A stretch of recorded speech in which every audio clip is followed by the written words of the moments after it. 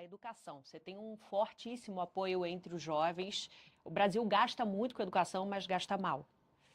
Para você, aonde que está o maior desafio? É na educação básica, alfabetização, é na formação técnica, é na preparação para a vida profissional, para empreendedorismo? Bom, você já respondeu. É, tudo junto? Esse é o foco mesmo. É que você literalmente colocou os pontos que são necessários para resolver a educação no Brasil. O problema no Brasil começa pela educação básica. Primeiro, assim, vamos só fazer um recorte. Ensino superior, ele tem como função formar elites ou formar especialistas em determinadas áreas. O ensino superior, como se fosse uma regra para todo mundo, é um fetiche brasileiro. Fetiche. Alemanha, as pessoas se formam num colegial técnico e depois fazem muitos cursos técnicos e ganham muito mais do que brasileiros. Na China, boa parte da força de trabalho tem ensino técnico. É que nós fomos ensinados pelos nossos avós uma ideia bacharelesca que a gente via nas elites, que era a ideia assim, se o sujeito vira um bacharel, tem um diploma, a vida deu certo para ele. Lógico que parecia que a vida dava certo para as pessoas, porque só tinha um diploma quem tinha grana. E aquela pessoa ia ter grana de qualquer forma. Então, essas pessoas foram enganadas, veio o governo Lula com o ProUni e com aqueles programas. Não, entra numa Unisquina qualquer, pega um diploma aí que você vai ter um emprego. Não teve emprego e ainda ficou com uma dívida. Essa foi a real. Inclusive, até o Lula faz o desenrola desses... Você acha que fracassou? Total. Fracassou. Assim, minha geração que recebeu esse benefício foi claramente a geração que mais se deu mal. A geração millennial que eu coloco aí, né, a geração que hoje vai de 31 a 45 anos, a geração que foi enganada. Fica tranquilo, você vai fazer relações internacionais numa Unisquina e com certeza você vai ser o quê? Diplomata? Vai trabalhar com o comércio exterior num país que é fechado? Não, mas a pessoa faz Uber e ficou com uma dívida gigante. Essa é a verdade cristalina e é uma geração que está ressentida, geração que está machucada, que não conseguiu comprar um imóvel, que está endividada, não conseguiu se realizar. É a geração, inclusive, que cai nos truques dos Pablos Marçais, dos coaches, que, não, eu fracassei, foi meu mindset que não era vencido. Mentira. O sistema de incentivos do nosso país era baseado em mentiras. Então, estou colocando isso de lado para voltar. Então, vamos, né? Eu não vejo o ensino superior como uma resposta mágica. Qual é a resposta? As pessoas não saem alfabetizadas, plenamente alfabetizadas da escola. Apenas 10% dos brasileiros são proficientes em português. O que isso quer dizer? Que nós conseguimos dominar, apenas 1 em cada 10 brasileiros dominam a própria língua. Conseguem escrever, interpretar um texto com alguma complexidade e declamar aquilo de maneira eficiente. Ou seja, é um país difícil. Do outro lado, 29% da população é analfabeta funcional. Ou seja, não consegue, ela é nominalmente alfabetizada, ela não entende nada do que está escrevendo. E a gente está gerando uma fábrica de crianças que não tem o método fônico na alfabetização, que tem que ser obrigatório. Obrigatório, a gente tem métodos alternativos hoje. Tem gente que fala, tem uma briga de direita e esquerda sobre Paulo Freire. Cara, o Paulo Freire tem um método bom para a alfabetização de adultos. Para criança é método fônico, que é o B, A, Ba, Ivo, Viu, A, Uva, Ba, Be, Bi, Bo, Bu, Va, Ve, Vi, Vo, Vo. Aquele método que todo mundo aprendeu a escrever, ele é reconhecido mundialmente como o método funcional. Para dar eu não quero me alongar, que esse tema eu acho fascinante. A Mississippi tinha uma das piores educações dos Estados Unidos. Eles fizeram uma revolução educacional com um método fônico e focado em alfabetização. Assim, se a criança souber português inglês e matemática, né, Mississippi dos Estados Unidos, até os 12 anos ela se tornar proficiente em declamar, escrever e ler, todas as outras matérias serão consequência disso. Subiu para o top 3 no ranking educacional dos Estados Unidos. A gente não utiliza um método fônico. Não obriga. A gente também utiliza. Mas também utiliza. A gente não obriga as escolas a utilizarem. Aí você tem toda uma corrente alternativa de métodos alternativos que não são eficientes. O professor perdeu autoridade na sala de aula, nós não temos um sistema de incentivo para os melhores diretores de escola tirarem mais dinheiro com melhor desempenho. Nós não incentivamos... Você tem incentivo na aprovação, mas a aprovação não necessariamente é o conhecimento, né? É lógico. E você tem que ter provões, que você avalia regularmente, são provões federais, com prêmios. A família hoje não se importa com a educação.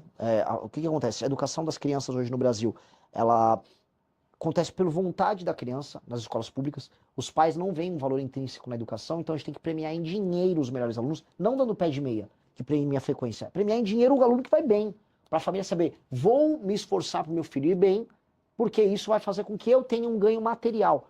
Porque aí a pessoa vai ver um valor pecuniário no ensino. Ou seja, é uma visão sem idealizações. E muito colegial técnico. E o colegial técnico, em parceria com o Senar, que é o Senai do Agro, Senai, Senac, que permita que as regiões que tenham determinadas vocações já preparem aquele profissional já no ensino médio para ele já sair empregado logo depois. É o que nós precisamos fazer. É o básico, é o básico. Só que isso tem que tirar a ideologia e fazer. E nem é caro. O que eu tô falando aqui não aumenta R$ 1 do nosso orçamento. É só recorrigir a rota. Até porque o Brasil gasta muito em educação. Mas a forma como ele gasta é patética.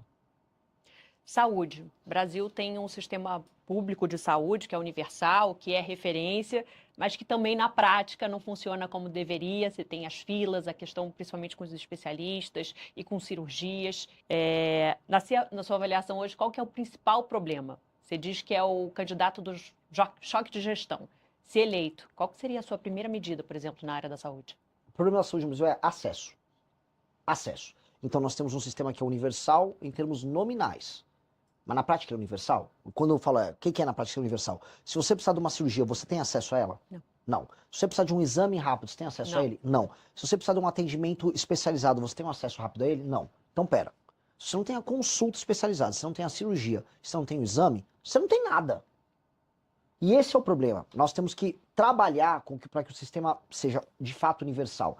Você tem muitas decisões políticas que são tomadas sobre a instalação de policlínicas, que são as clínicas para várias áreas para você fazer os exames, hospitais em regiões erradas, por conta de influência de um deputado que tem uma emenda e joga aqui e ali.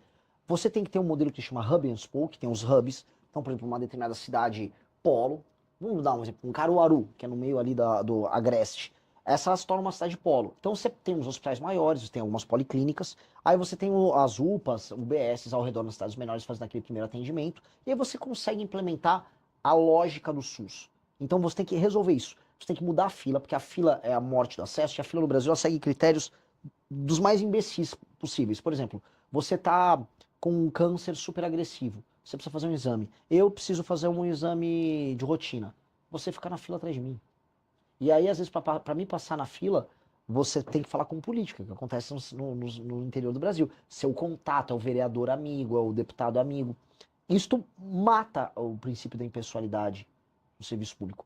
A regra tem que ser gravidade, porque aí você já direciona as pessoas de acordo com a gravidade no fluxo. Então aquilo que é mais grave já direciona mais grave. Você tem que ter o teleatendimento, que vai permitir que as pessoas... Porque pensa assim, nesse instante deve ter um médico parado lá no Rio Grande do Sul. E nesse instante aqui em São Paulo tem um monte de gente numa fila para um exame de, sei lá, cardiologista. Se você tem um aplicativo centralizando isso, você marca uma consulta com qualquer médico ao redor do Brasil. Por aqui, por telemedicina, por teleatendimento. Então quando você faz uma política com a estratégia de saúde da família, acompanhando as pessoas, e paralelamente você marca as consultas por teleatendimento com médicos ao redor do Brasil, esse erro, vamos dizer, de uma hora tem indisponibilidade, em alguns lugares tem muita disponibilidade, começa a ser equilibrado via teleatendimento. A gente começa a recalibrar o sistema para você diminuir a fila nas consultas. Isso tem um efeito enorme. E aí, para mim, o que vem a ser a joia da coroa, o uso de inteligência artificial e o uso de machine learning via prontuário único. Nós vamos lançar uma coisa que vai chamar o Pronto, que é o prontuário único de todos os atendimentos que a pessoa teve. Com esse prontuário único, ou seja, a pessoa foi atendida num posto de saúde, foi num BS, fez um exame, fica a base de dados dele toda lá. Esta base de dados, ela é revisitada regularmente por inteligência artificial, que vai pegar os padrões no atendimento e avisar, olha, essa pessoa aqui, ela tem uma alta probabilidade de desenvolver diabetes. Então, o agente de saúde, ele já sabe na região dele que aquela dona de casa vai desenvolver diabetes. O que eu posso fazer para evitar que ela tenha diabetes? Aquela pessoa começa a ter uma política para evitar isso. Por quê? Porque no fim do dia isso significa não só que a vida dela melhora, tem um aspecto humano, mas tem um aspecto financeiro. Vai gastar menos, muito menos o Estado. Se você evita que a pessoa vá para uma mesa de cirurgia, que a pessoa vá para um tratamento de uma doença crônica, você consegue mitigar gastos que são gigantescos no SUS. Então, o que a inteligência artificial vai fazer é colossal. Você já pensou em remanejamento de estoques? Por exemplo, olha, eu vou precisar de determinados estoques para malária, remédio para malária vai na região norte. Nessa aqui está tendo um surto, então tem que ter estoques para cá, tem que ter estoque para lá. Você remaneja estoques de medicamentos, médicos, fluxo de envio de técnicos para determinadas regiões. Então você consegue fazer com que o sistema opere melhor, atenda melhor determinados gargalos. O que a gente vai economizar dinheiro, melhor de atendimento com essa medida, assim, é uma revolução. A grande revolução técnica de gestão do nosso governo é uma revolução na saúde. Alguns países estão focando nisso, especialmente os países que têm sistemas centralizados como o Brasil, que vem ser a Inglaterra, uma China em alguma medida, e El Salvador fez. Vamos falar do Bukele de El Salvador na parte de segurança. Vejam o plano dele de saúde, fez junto com o Google. É maravilhoso. Interessante. Indo para a economia, você já falou aqui na entrevista, você acha que depois de passada a eleição vem uma grave crise por aí? A gente já está na grave crise, né? A expectativa dos juros futuro é só de subida. A gente está tendo um surto de recuperações judiciais agora. A gente está tendo. A inflação continua subindo, por isso que estão subindo os juros, porque a inflação está aumentando. Contas públicas indo para uma trajetória de dominância fiscal.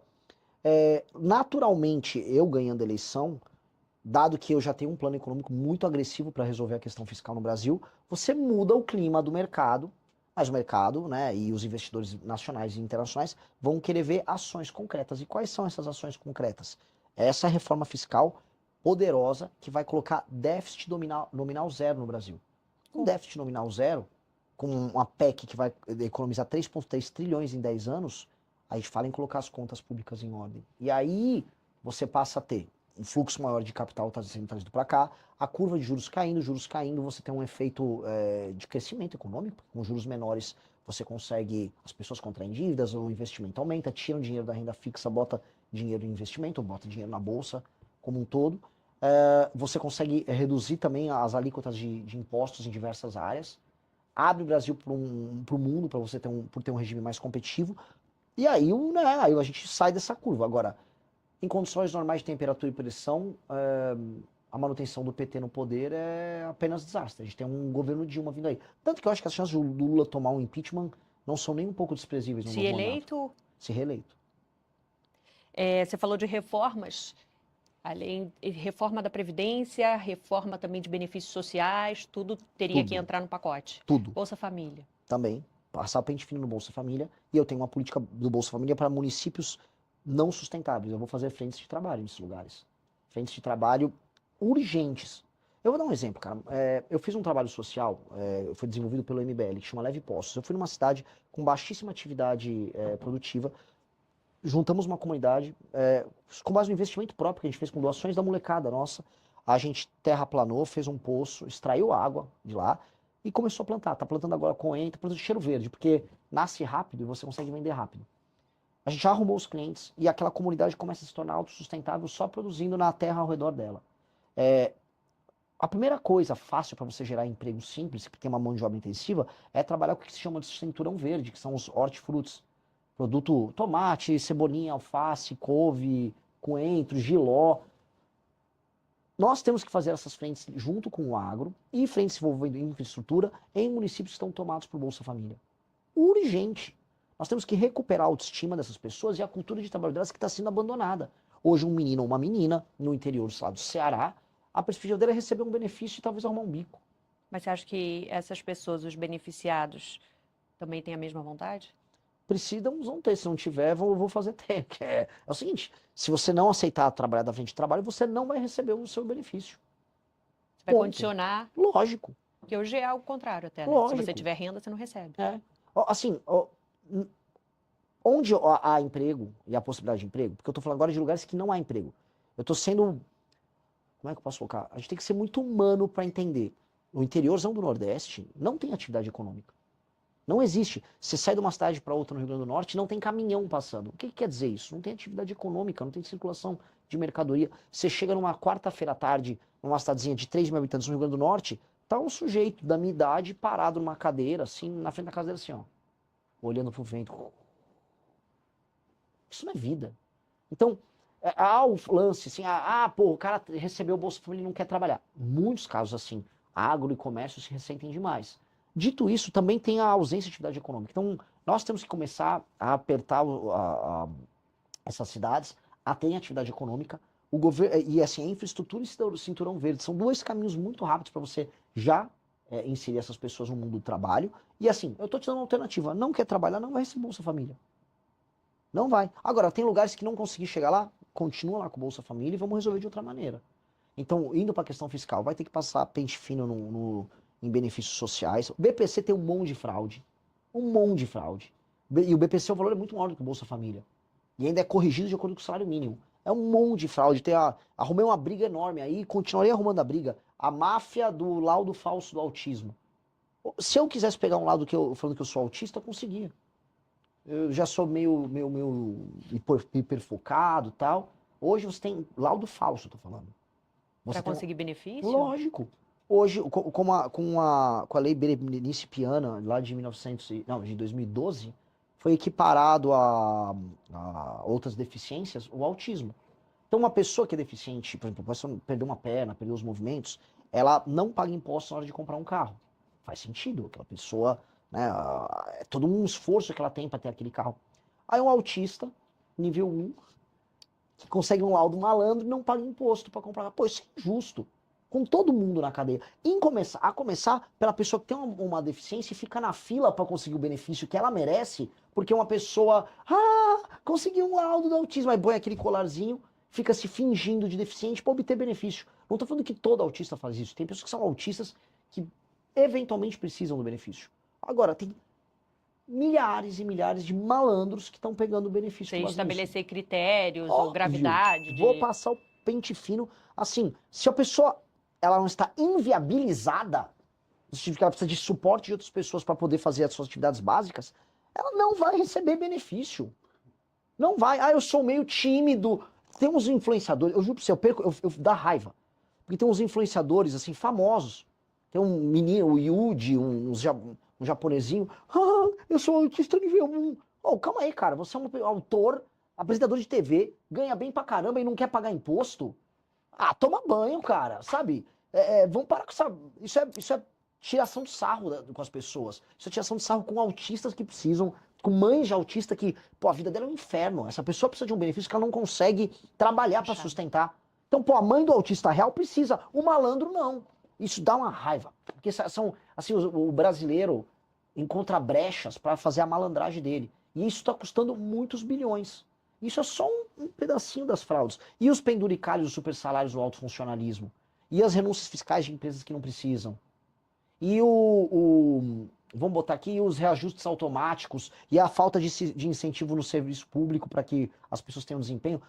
A gente vai reformar tudo isso. Isso você acha que você consegue aprovar? Preciso aprovar. Essa é a primeira coisa que eu preciso aprovar. A reforma fiscal. Isso é a primeira coisa. Assim, aí, cara, se eu ganhei a eleição, eu acumulei capital político. Eu vou gastar meu capital político fazendo isso. Vamos lá, agora outra também medida que você anuncia que deve dar um trabalho para gastar também boa parte do capital político que ainda sobrar, a reforma do Estado. Você falou da questão dos municípios e você tem falado muito sobre a proposta de fundir municípios. O Brasil tem 5.570 municípios. Seria o que? Quase metade, tem menos de 10 mil habitantes, pouco menos da metade. A maior parte dos municípios brasileiros, eles têm um status de ente federativo e não cumpre o básico, que é ser minimamente sustentável do ponto de vista econômico. Eu não vou cometer injustiças. Por exemplo, eu conversei com alguns prefeitos do Rio Grande do Sul e falou, meu município tem 5 mil habitantes, Renan. Mas assim, se a arrecadação ficasse no meu município teria dinheiro para tudo, porque é um município de cooperativas do agro, só que por conta da Lei Candir, que faz com que não haja tributação sobre o exportado, esses municípios ele não têm arrecadação. Agora, a população trabalha. Eu falei, o seu município é um município, ele tem que continuar existindo. Agora, um município sem atividade econômica, o que é diferente, é arrecadação. Por que ele é um município? Por que o Estado do Brasil tem que sustentar um prefeito, 9 vereadores no mínimo, um monte de secretário que não faz P nenhuma, e bancar tudo aquilo para eles fingir que tem uma bandeira e tem uma eleição, que ele compra o voto das pessoas e emprega metade da população na máquina pública? Não. Não. E aí, vão ser de duas maneiras. Eu vou tentar estabelecer o critério e fazer a fusão. Se eu não conseguir, eu vou fazer o que o Japão fez, a Itália está fazendo, que é assim, olha, se você não se adequar, tá, você vai perder o status de município. Então a gente dá um prazo para ele se adequar, aumentar a atividade econômica e se tornar autossustentável. E se você se fundir com o seu município vizinho, ambos os municípios vão receber uma injeção de investimento. Então eu crio sistemas de incentivo para que a fusão ocorra. Porque o que aconteceu dos anos 90 para cá foi que houve um incentivo muito grande, porque era muito fácil abrir município. Então, em geral, grupos políticos menores dentro de uma cidade falavam, cara, é mais fácil eu ganhar eleição na cidade ou eu separar essa área que eu sou dominante? Então, vários vereadores e suas famílias dividiam as cidades e criavam a cidade deles. Eles viraram um próprio senhor feudal ali. A gente tem que reunificar essas cidades. Tem que fazer cair para menos de 3 mil cidades no Brasil.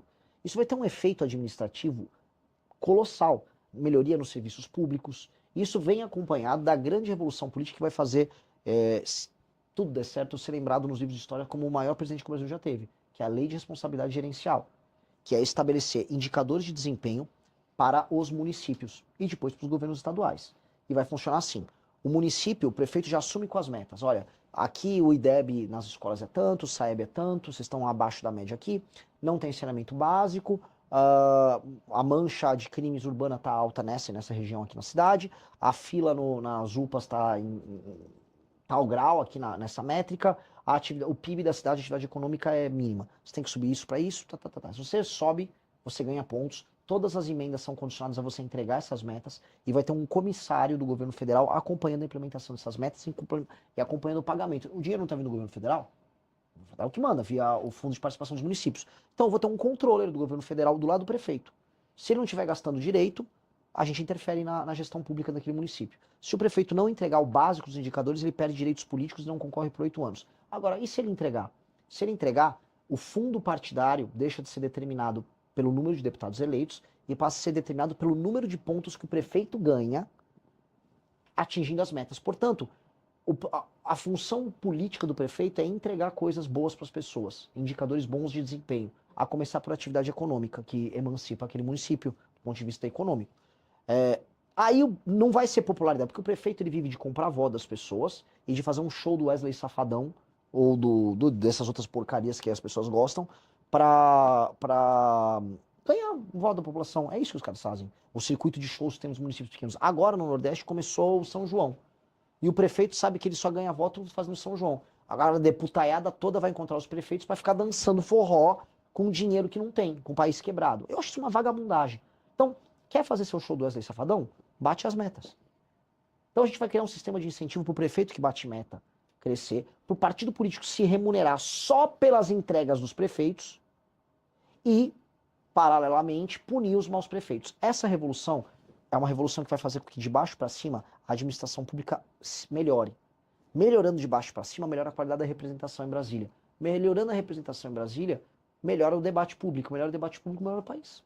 Agora, a implementação disso é difícil. A questão da fundição dos municípios... A fusão é mais difícil. A fusão, você já teve a proposta anterior com o presidente Bolsonaro em 2019, a PEC do Pacto Federativo? Ele nunca andou. E ele tinha uma das maiores bases, se não a maior base ali na Câmara, não conseguiu avançar. Nunca andou, nunca quis, nunca teve vontade. O irrita no Bolsonaro é que, assim, ele ganha uma eleição e ele não sabe o que fazer. Ele entrou, como, sabe, se me dá eu adoro Fórmula 1. Mas me dá agora, sei lá, uma McLaren pra eu sentar. Eu não vou saber o que eu vou fazer. É o Bolsonaro quando entrou no poder. Ele chegou lá, ok, o que eu faço? Não sabia. O Paulo Guedes também não sabia. Quando o Paulo Guedes propôs uma reforma tributária, ele pegou com a Receita Federal. Essa reforma dos municípios foi uma das poucas coisas originais que veio do Paulo Guedes. Legal, bacana. Agora eles não andaram. Porque para você viabilizar, você tem que procurar o caminho A, B, C e D. Tem vários caminhos para a gente fazer a fusão dos municípios, mas a fusão é só uma parte. A lei de responsabilidade gerencial eu posso fazer por projeto de lei, mas nem PEC. E aí é fácil de passar. Se você gostou do vídeo, não se esqueça de deixar o like e se inscrever no canal. Te vejo no próximo vídeo.